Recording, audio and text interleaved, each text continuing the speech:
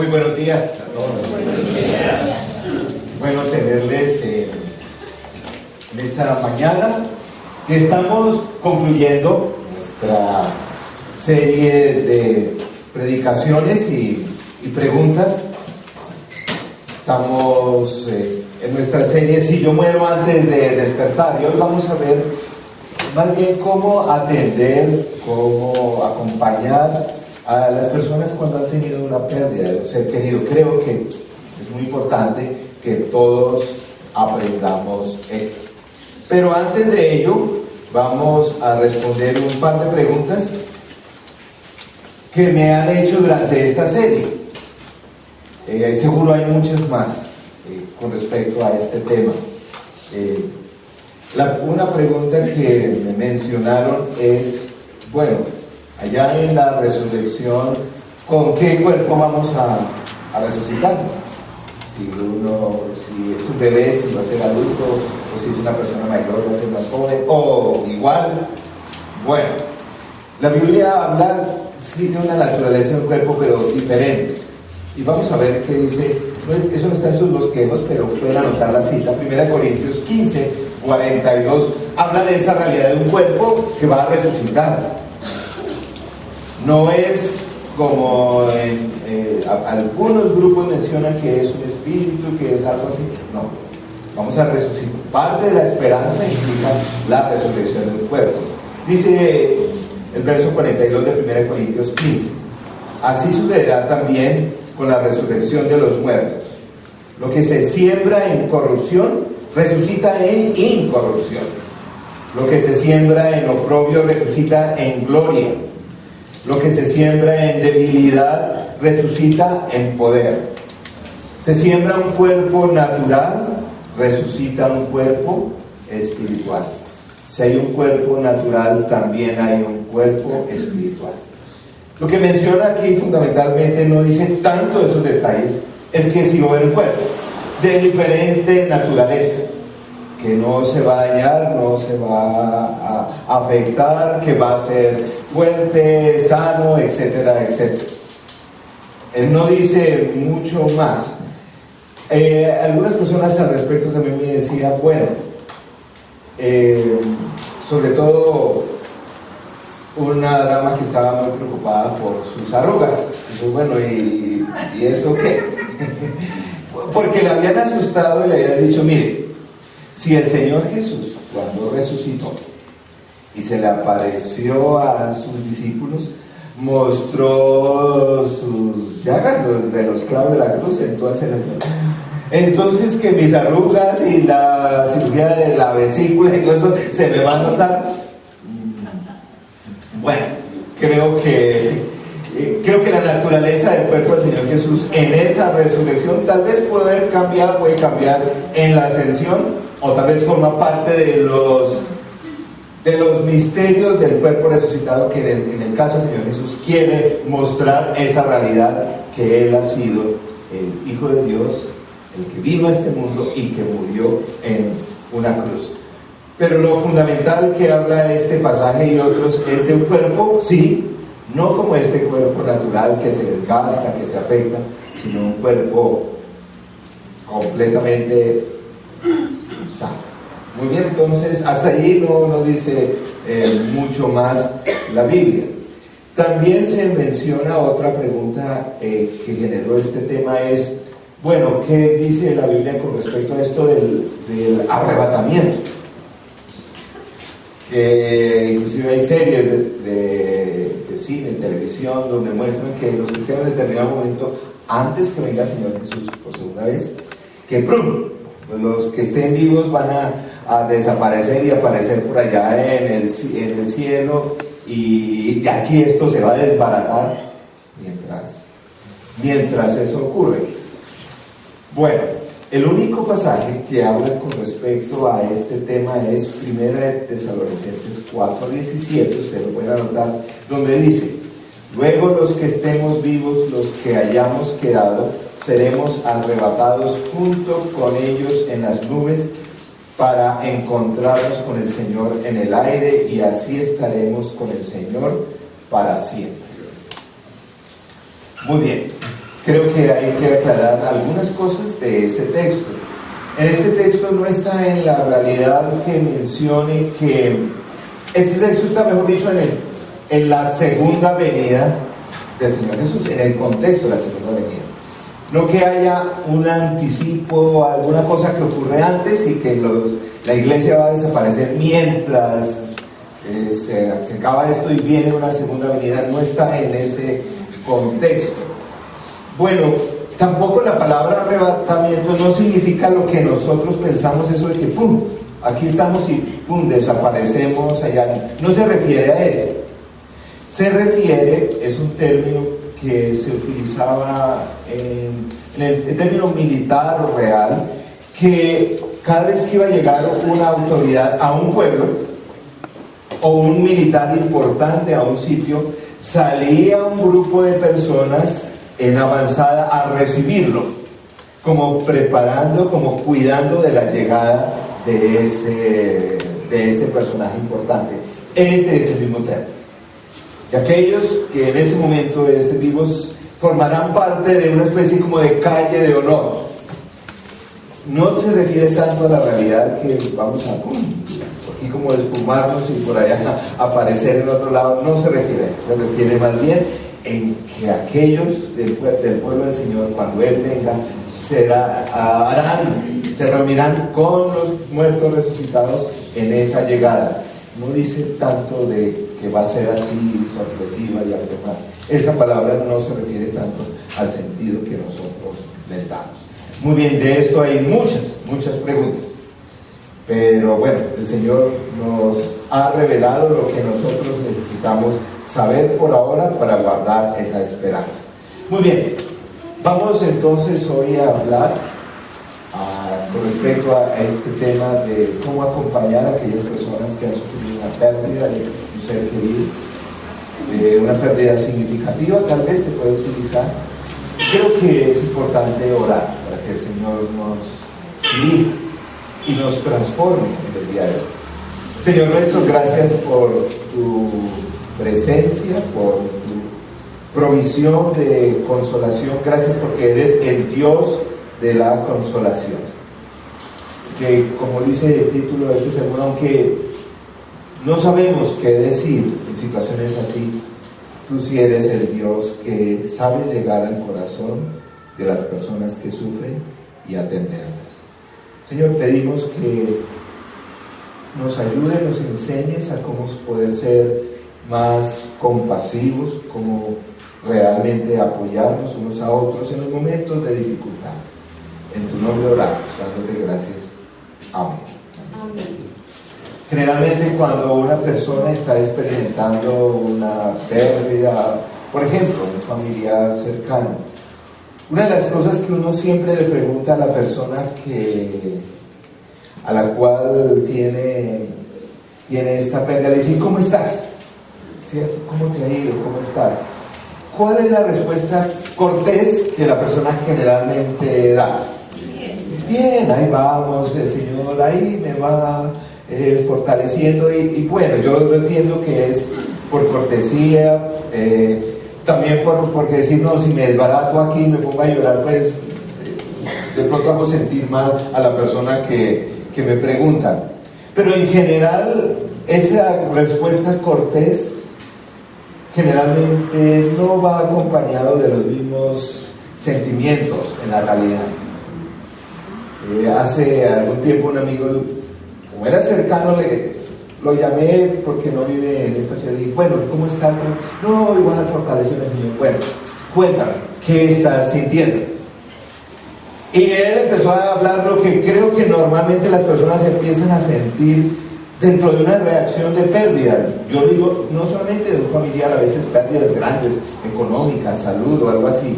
Me decía: mira, realmente él había perdido a su mamá. Dijo: desde que falleció mamá no he podido volver a dormir bien, estoy comiendo demasiado, cualquier cosa, cualquier esfuerzo intelectual o de trabajo me agota tremendamente, me he vuelto una persona irritable, no tolero mucho esperar, Me he vuelto una persona que reacciona con ira, que en momentos me desconcentro tanto que cuando las personas me preguntan una cosa, yo respondo otra que no es. Me decía Juan Carlos, ¿será que estoy mal? Está experimentando lo que cualquier ser humano ante una pérdida normal, tenemos un ajuste emocional que es difícil. Usualmente pensamos que para apoyar a una persona así necesitamos grandes dotes de ser psicólogos o oradores o expertos en comunicación para decir cosas que realmente a las personas puedan ayudar. Pero creo que lo que la persona necesita más bien es una compañía de personas que genuinamente se preocupen por ella. No es tanto lo que decimos, sino la actitud que tenemos en ese momento de compañía. Pero veamos un pasaje donde el apóstol Pablo nos enseña muchísimo de la actitud del que sufre y también del que acompaña al que sufre. En 2 Corintios, capítulo 1, este pasaje está en sus bosquejos. 2 Corintios es el libro que habla acerca del sufrimiento, por decirlo en general. Es el libro que habla de eso. Si uno quiere entender todo lo que implica esto, como la realidad, la teología, la relación con Dios, con las personas en el sufrimiento, hay que leer detalladamente 2 Corintios. Desde el primer capítulo, el apóstol plantea qué hay que hacer. Dice así, y voy a leer mientras ustedes, por favor, si me siguen ahí en sus bosquejos o en la pantalla. 2 Corintios 1:1 dice: Pablo, apóstol de Cristo Jesús por voluntad de Dios, y Timoteo, nuestro hermano, a la iglesia de Dios que está en Corinto, y a todos los santos en toda la región de Acaya. Que Dios nuestro Padre y el Señor Jesucristo les conceda gracia y paz. El Dios de toda consolación. Alabado sea el Dios y Padre de nuestro Señor Jesucristo, Padre misericordioso y Dios de toda consolación, quien nos consuela en todas nuestras tribulaciones, para que con el mismo consuelo que de Dios hemos recibido, también nosotros podamos consolar a todos los que sufren. Ese versículo, esa parte vale la pena repetirla. Dice el verso 4, quien nos consuela en todas nuestras tribulaciones, para que con el mismo consuelo que de Dios hemos recibido, también nosotros podamos consolar a todos los que sufren. Pues así como participamos abundantemente en los sufrimientos de Cristo, así también por medio de Él tenemos abundante consuelo. Si sufrimos es para que ustedes tengan consuelo y salvación, y si somos consolados es para que ustedes tengan el consuelo que los ayude a soportar con paciencia los mismos sufrimientos que nosotros padecemos. Firme es la esperanza que tenemos en cuanto a ustedes, porque sabemos que así como participan en nuestros sufrimientos, así también participan en nuestro consuelo. Hermanos, no queremos que desconozcan las aflicciones que hemos sufrido en la provincia de Asia. Estábamos tan agobiados bajo tanta presión que hasta perdimos la esperanza de salir con vida. Nos sentíamos como sentenciados a muerte. Pero eso sucedió para que no confiáramos en nosotros mismos, sino en Dios, que resucita a los muertos. Él nos libró y nos librará de tal peligro de muerte. En Él tenemos puesta nuestra esperanza y Él seguirá librándonos. Mientras tanto, ustedes nos ayudan orando por nosotros. Así muchos darán gracias a Dios por nosotros a causa del don que se nos ha concedido en respuesta a tantas oraciones. En primer lugar, aquí el apóstol deja ver varias cosas. Que el sufrimiento forma parte de la vida del creyente.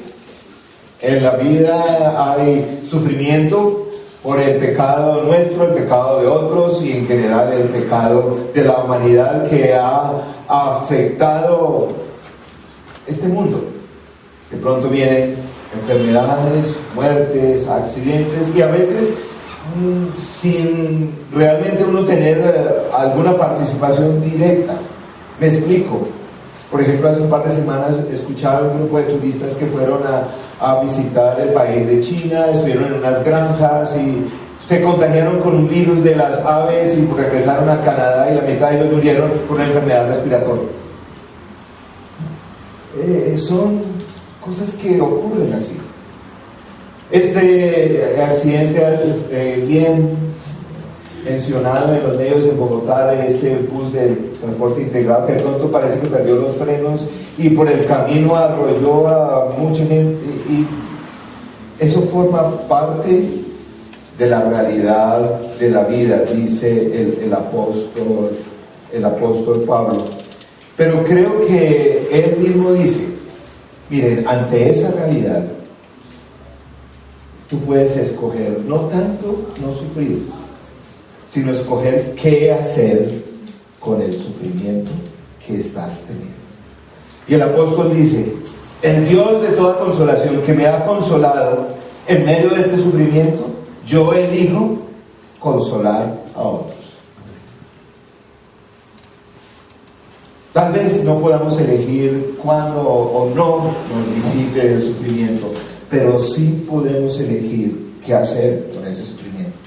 Si nos vamos a amargar la vida, si nos vamos a pelear con el Señor, aunque a veces creo que en medio de nuestro consuelo el Señor hasta permite eso, y en medio de eso también allí nos está atendiendo. Pero dice que fundamentalmente que el Señor, que es el Dios de toda consolación, Él va a consolarnos. Y es papel del creyente responder a esa necesidad que otros tienen al ser consolador de otros. Y el apóstol Pablo, durante toda la carta de 2 Corintios, y en este capítulo también menciona cuáles son los dos recursos que tiene el creyente para apoyar a otra persona. Bueno, realmente son tres que sufren: su propio sufrimiento, que le ayuda a consolar a otros, el acompañar a otros y el orar por otros. No hay otras cosas. No hay pasajes, técnicas, lo que sea. Lo que la carta menciona es el mismo sufrimiento el Señor lo va a usar para consolar a otros. La presencia de ese creyente al lado de la persona que sufre. Y la oración, dice al final el apóstol Pablo, gracias por todas esas oraciones que han sido de mucha ayuda. Una cosa para las personas que están sufriendo y otras personas se acercan a animarlas. Miren, tenemos que ser, si tú estás sufriendo y alguien te va a animar, creo que hay que tener la perspectiva correcta.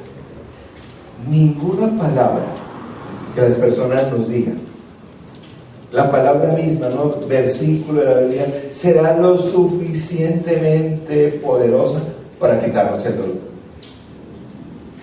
A veces somos un poco injustos con aquellos que nos quieren animar. No sabe lo que yo siento. O miren, esa persona, no, pues me visitó la primera vez y después ya no volvió. Que ese sufrimiento más bien sea utilizado para enseñar a otros a cómo consolar. Y el apóstol, como dije, menciona que esos son los dos elementos. No importa tanto lo que decimos. Una de las cosas que más limita, yo he visto, a mí me limita, y creo que he visto a personas aquí en la iglesia cuando van, por ejemplo, a visitar a alguien que ha perdido un familiar en la funeraria, ¿y qué decimos? No es tanto lo que decimos, no importa. Y a veces no decimos cosas tan apropiadas, no importa. Lo importante es estar ahí y orar. es importante también reconocer algunas cosas que debemos hacer. En primer lugar, un motivo de ánimo y de exhortación a todos aquí en la colina. Algo que ha ocurrido con el tiempo, no solo en las iglesias cristianas, sino en general en una ciudad como Bogotá. Cuando alguien pierde un ser querido, cada vez se están viendo menos personas que van a visitarles a la funeraria o al cementerio o a la iglesia. Eso está ocurriendo. Cada vez son menos el número de personas porque dicen, bueno, porque creo que a veces pensamos que, ¿y qué hacemos ahí? Eso no va a cambiar nada. Yo he visto funerales muchos y hay una gran diferencia entre el espíritu de consolación cuando hay poca gente a cuando hay más personas. Hay diferencia. Y como creyentes estamos llamados a acompañar. Tenemos trabajos, tenemos todos penas, todos tenemos ocupaciones, pero les animo, cuando sepamos de alguien, no solo de la iglesia, de cualquier lado, si realmente tenemos una relación, acompañemos. Yo sé que va a requerir un esfuerzo, pero en este mundo está ocurriendo que cada vez menos personas van a visitar, a acompañar a las personas que están sufriendo, y no debe ser la realidad del creyente. Miren, creo que todos conocemos personas que tienen ese ánimo, ese don de visitar en esos momentos. Hay una señora en la iglesia de un centro, una iglesia mayor, una señora mayor, perdón, y es una señora muy dulce. Ella no dice mucho, ella es muy suave, muy tierna, ella es muy interesante. Yo a ella me la encuentro casi en todos los funerales. Y como digo, es una persona calladita, muy dulce, porque creo que habla mucho en un funeral. Pero ella está ahí siempre. Y ella, su sola presencia, anima con esa dulzura que ella tiene y estar allí presente. Y un día le pregunté, le dije a ella, le dije, ¿cómo haces pues para saber y tú no te deprimes o algo así? Y es muy interesante, me decía Pastor Juan Carlos, yo sé que es difícil, yo sé que no es agradable ir a un funeral, pero como creyente lo debemos hacer. Es más, dice, pastor, y usted, ella es una persona que viste impecablemente. Ella me dijo, y usted no sabe, pastor, por mi artritis, el trabajo que me cuesta a mí arreglarme. Pero primero que todo está estar allí presente, acompañando a los hermanos que están sufriendo. Esta dama me ha enseñado muchísimo. ¿Y qué decimos? No importa tanto. Así metamos la pata en lo que decimos. Lo importante es estar ahí. Todos tenemos esa presión, porque algunos dicen, ay, pastor, diga algo. Ustedes saben lo que es para un pastor ir y visitar a una persona, porque las personas siempre están esperando que de la boca del pastor salga la frase, el versículo bíblico con tanto poder que, mejor dicho, en ese día se sientan en el cielo. Y uno como pastor siente esa presión. ¿Qué le dijo? Hasta que el Señor me dijo, mira, tu papel no es, porque yo soy el que me encargo de eso. Relájate, di lo que creas y yo voy a usar esas palabras para animar a las personas. Porque ocurre eso. ¿Qué es lo que tenemos que decir que es tan? No va a haber nada. Es importante. Di algo. Las cosas sencillas.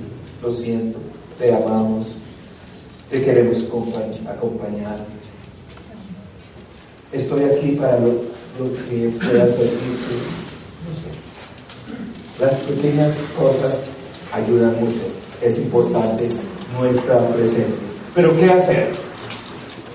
Hay una invitación que nosotros como creyentes debemos hacer. Varias cosas.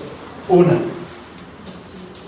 recordemos que en general en nuestra cultura hay varios momentos para hacer presencia.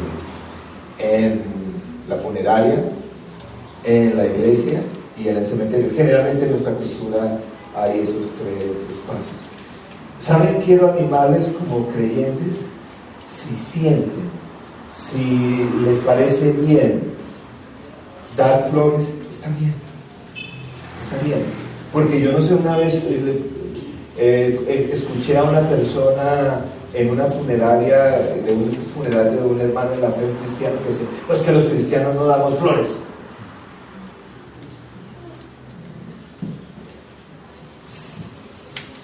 Mejor darle la plata a los pobres. Bueno, si piensas eso, pues está bien, no hay que dar flores. Pero no se desanimen, pues si sienten, créanme, cuando yo oficio funeral, y eso que no es la persona, un ser querido que ha fallecido, es más alegre cuando hay flores. Yo he estado en un funeral donde no hay nada, a menos que haya sido voluntad de la persona que dice, realmente no quiero ni una sola flor porque más bien den ese dinero a X. Pero no está mal dar flores. Está bien. Si sientes, no es una obligación, es preferible nuevamente que es la compañía, no tanto las flores que mandemos. Pero no está mal. Y recordemos que siempre nos ocurre también como creyentes. En los primeros días hay bastante apoyo y visitas. Pero ya cuando pasa una semana, 2, 3. Y no es que las personas sean malas, no juzguemos. Es que viene la vida con todas sus ocupaciones y las personas ya no. ¿Saben qué hay que hacer? ¿Qué hay que hacer como creyentes? Y les animo que así seamos los creyentes aquí en la colina. Uno tiene que agendar algo y decir a esa persona, la vuelvo y le llamo cada semana. El primer mes la visito cada semana. Cada mes la voy a seguir visitando por el primer año, preguntando o algo que implique nuestro seguimiento a esta persona. ¿Qué hacer? No nos desaparezcamos de la vida de esa persona después del entierro. Continuemos en contacto con esa persona. A veces decimos, no, es que si yo lo llamo para preguntar y se va a acordar otra vez y no, se va a acordar, lo llamemos o no, pero nuestra llamada creo que puede significar una diferencia. ¿Qué hacer también? Creo que nosotros debemos ser un poco más, nuestra compañía es importante, nuestra oración, pero hagamos cosas un poquito más allá, que alivien las necesidades de las personas que están sufriendo. Me explico. Yo he visto a algunos de ustedes que tienen ese don especial, pero todos lo debemos aprender, de servicio. Yo creo que una forma de hacer compañía es servir. Voy a poner varios ejemplos. He visto gente que cuando alguien quiere un ser querido, le dicen, mire, ¿sabes qué? Yo te presto también mi carro, porque yo sé que mañana, que es el funeral de tu mamá, estás en pico y placa. Y uno a veces no piensa eso, que la persona, que alguien, y dice, yo le soluciono. Es más, si quiere, yo te llevo, yo les recojo, ese tipo de cosas. Mire, algunos de ustedes se acuerdan de Armando y Luis Anís, unos misioneros que estuvieron aquí de origen alemán. Es una cultura que tiene muy metido servicio práctico. Nos dan muy buenos ejemplos. Un día llegaron allá al cementerio con su carro, con la persona que lo llevaba, traían una caja de sándwiches para las personas, los familiares y todo eso, que muy seguramente no habían comido, no estaban en medio de todo eso, y no eran a veces que no tenían plata, a veces sí, pero a veces no es tanto que no tengan plata, sino a qué horas, Y qué bendición es alguien que se acerque y mire, tú no has comido nada, camina, te sientas y te comes este sándwich y aquí estoy. Para una persona volver a coger el ritmo de casa, hay personas que les llevan alimentos preparados ya en casa. ¡Qué buena idea! No tener que pensar en qué cocinar en esos días que hay tantos corre-corres. Una persona, yo vi aquí de la iglesia que hizo algo muy especial con una dama aquí, que su esposo murió, y los dos siempre iban a mercar. ¿Sabe lo que hizo? La llamó y dijo, por favor, me llamas y yo te voy a acompañar a hacer mercado. Porque esta señora estaba acostumbrada a que siempre iba con su esposo, que ya no estaba, tenía hijos pequeños. Qué buena idea de poder estar ahí acompañando. Pensemos en cosas, cómo hacer una compañía que tenga elementos prácticos. Obviamente las personas más cercanas son las personas que más saben que puede estar haciendo falta, pero preguntemos. Otra que se me ocurre, que vi muy especial, en medio de esa crisis, cuando la persona se entera de que tuvo un familiar murió cercano, pues a veces la cabeza no le funciona. Está un miembro aquí de la iglesia que fue a acompañarlo cuando le avisaron a la persona que había muerto su papá, le ayudó a hacer llamadas. Mira, ¿a quién hay que avisar? ¿A quién hay que avisar? Y celulares fueron y todo eso. Y ayudó a hacer ese tipo. En fin.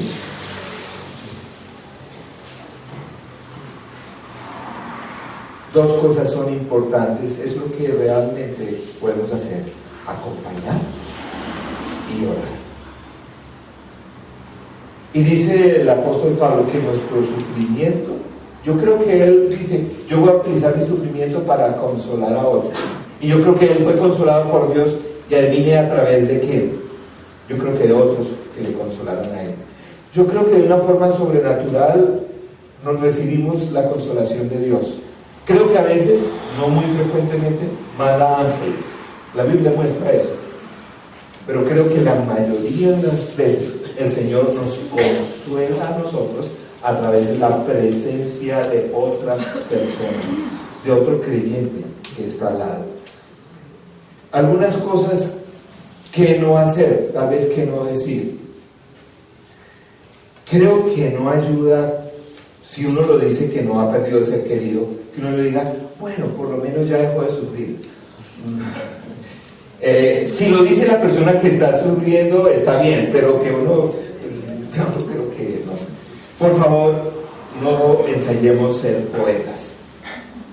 Escuché frases como alguien que había perdido un niño, digo, ay, menos mal ese angelito ya forma parte de una de las flores del jardín del cielo. No diga nada, sí, pero ese tipo, no busquemos. Otra que no ayuda tanto, claro, nuevamente digo, es preferible decir eso a no decir nada y no aparecerse por ahí. Pero cuidemos un poco, no ayuda tanto como, ay, ¿saben qué? A mí me pasó lo mismo cuando yo perdí a mi marido, eso fue igual. No es lo mismo. No le ayuda a decir, no, yo sé por las que usted está pasando, porque a mí me pasó. Bueno, creo que sí ayuda alguna identificación por haber, pero no ayuda tanto. No ayuda tanto tampoco el que no mencionemos a la persona. Porque qué tal que yo le menciono y se ponga a llorar. ¿Sabe qué eso puede? Porque ese llanto alivia, sana, descansa. Tampoco ayuda que empecemos, que les adelantemos el futuro. Algo así como,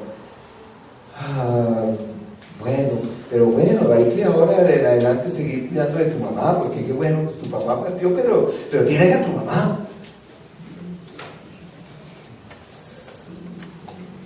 Seguramente sí es un consuelo. O otro de bueno, algo así como le quedaron más hijos.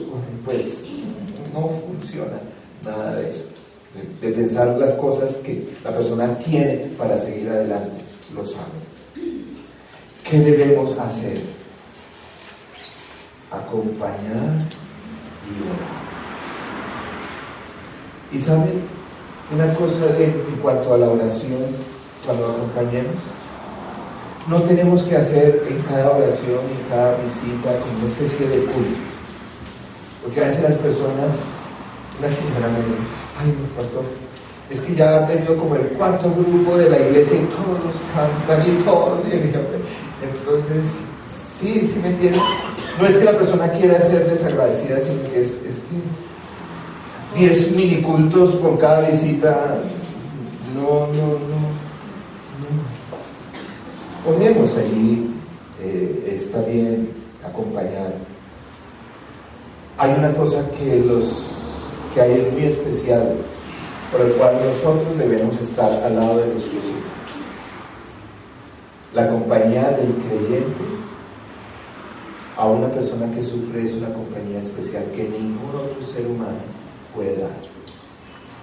Porque ese creyente tiene la presencia del Espíritu Santo en su vida. Por lo tanto, somos llamados a salir, dice aquí el apóstol Pablo, de nuestros problemas, de nuestra ocupación para acompañar a los que sufren, no creyentes o no creyentes, porque la presencia de un creyente al lado de alguien que sufre, el Señor va a utilizar, dice allí el apóstol Pablo, de una forma sobrenatural.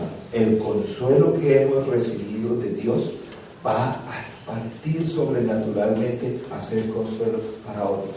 Tal vez no digamos las frases muy diferentes de cualquier otro ser humano, pero la presencia del creyente, por la presencia del Espíritu Santo en esa vida, trae un alivio que ningún otro puede hacer. La oración, aunque sea una oración sencilla, corta, transforma radicalmente la vida de la persona que está sufriendo.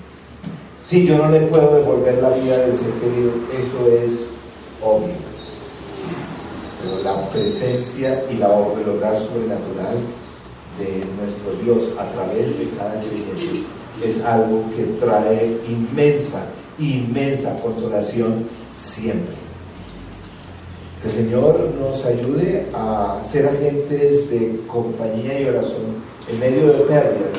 A propósito, no siempre las personas necesitan compañía por pérdidas de seres queridos. A veces una quiebra muy económica, a veces una lucha tremenda con un hijo o una hija que tiene problemas. Hay otras situaciones en las cuales también somos llamados a acompañar.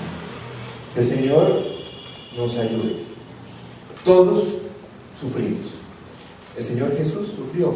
Hoy vamos a celebrar la cena con un propósito: que el sufrimiento tuyo sea un instrumento de consolación sobrenatural para otros que necesitan tu compañía y tu oración.